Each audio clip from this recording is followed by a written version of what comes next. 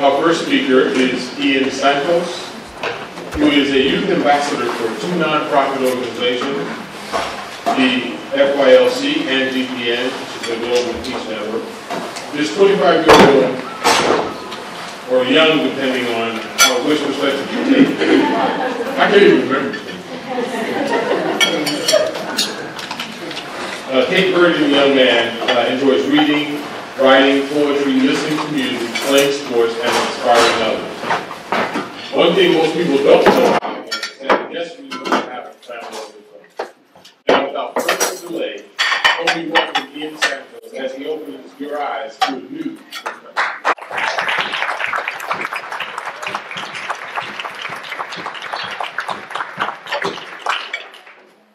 How are you guys doing today? Excellent, excellent. Thank you so much for this break that we had, because I was ready to do my talk up until Ms. Perez Castillo made hers, and so I think I'm good. Well, thank you all so much for this wonderful opportunity that I've been given here to speak with you all today. It was my pleasure that I'm here speaking with you all today, and I do consider it a great, great honor to be afforded this time, as I believe time is one of the most precious gifts you can give anyone. So, with that said, I definitely look forward to making the most of your time that I have here with you today. And without further ado, I'll get right into my topic. For the past year, I've been the same person. For the past year, I've been the same individual. That's 365 days. Yet, the descriptive words used to describe me have been quite confusing, to say the least. I've been told I'm tall. And I've also been told that I'm short. I've been told that I'm big and strong. And I've been told that I'm small and weak. Well, I've been told that I'm handsome and even beautiful. Yet I've also been told that I'm ugly. I've been told that I'm black. I've been told that I'm white. I've been told that I could pass for Hispanic or Arabic. And I've even been told that I could pass for. Still, on paper, they tell me to check up the box known as other. I've been called funny, exciting, inspiring, and intelligent. Yet in the same swift breath, or so it seems, I've also been called lame, boring, average, and stupid. Now I encourage you to think about your lives for the past year, or throughout your entire life, if you will, about all of the adjectives used to describe you. Are those adjectives identical, or slightly varying, or drastically varying? Or are they so conflicting that they actually contradict one another? But how is this possible? Have you not been the same individual more or less your entire life? Have you not been the same one person? How are these adjectives so opposing? Well, I'll tell you just one word. That word is perspective.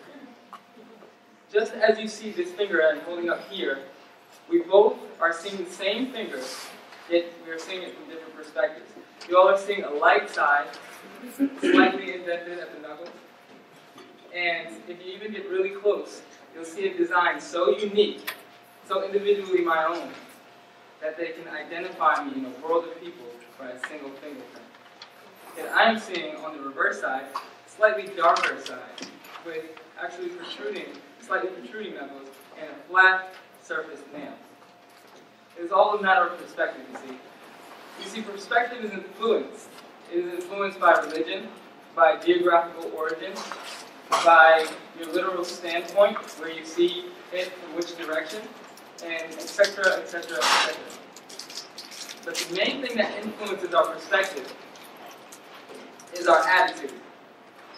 Your attitude influences your perspective on many things. Just about everything, almost. Okay? Well, I was actually attending our very first FYLC conference that I was invited to by the lovely Miss Dr. R.A.M.A.L, and there were many great speakers. However, one speaker by the name of R.A.M.A.L gave a phenomenal talk he actually approached me after his talk, and he handed me a folder with a frame that had been up on the podium throughout his whole talk.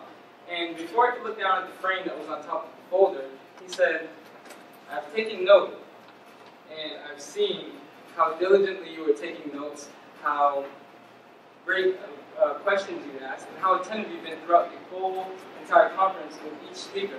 And I just feel compelled to give you this. These are my notes."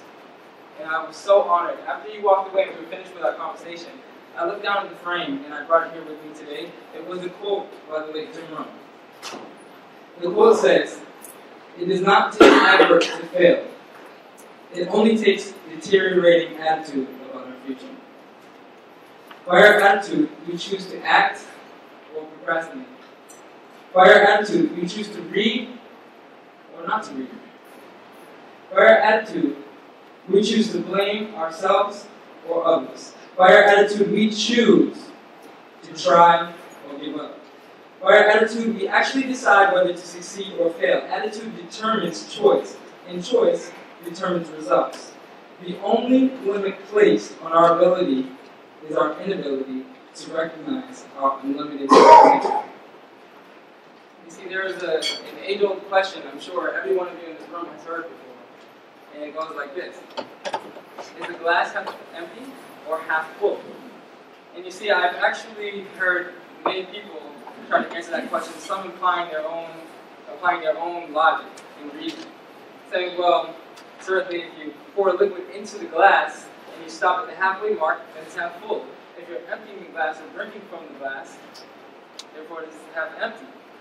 And it sounds very logical. However, it is my own humble opinion that that question was never meant to actually be answered.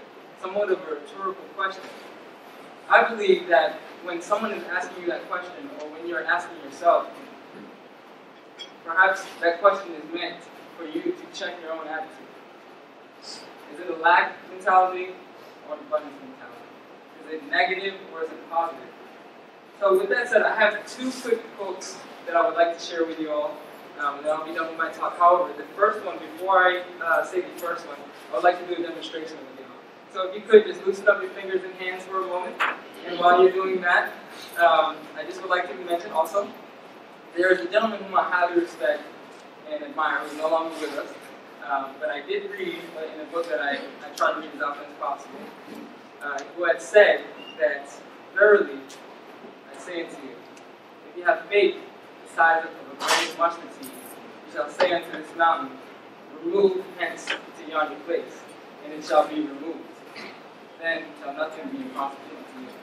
So I just wanted to enlighten you on that quote, if you will, just because I did derive this next quote, which is my own quote, by the way, from that kind of inspired me to come up with my own little quote.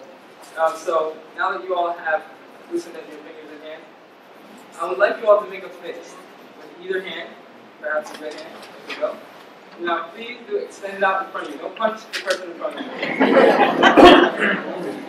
use that as an excuse. Okay, so we got it out in front of us. Okay. Now, I have a question for you.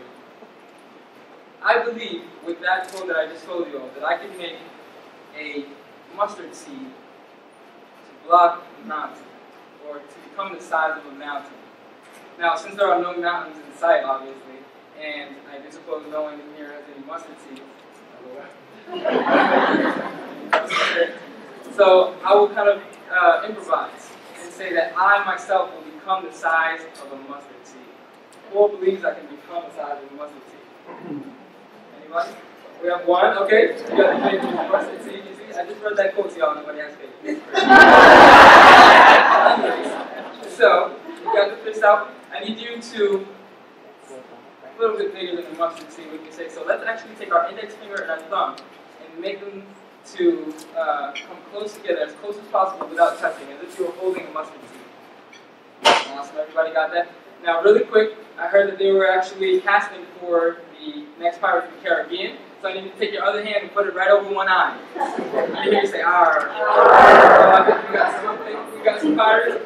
Okay, so now, looking up at me with that mustard seed in between your fingers, if you would, put that finger with the mustard seed in between, very close up to your open eye, without causing yourself to injure yourself, or close it. Now hold it there for just 1 second while I recite my quote. The quote is this: "Even a mountain, as intimidating and colossal in size, can become the size of a mere mustard seed from the right perspective." Now, do I fit inside that mustard seed? Yes.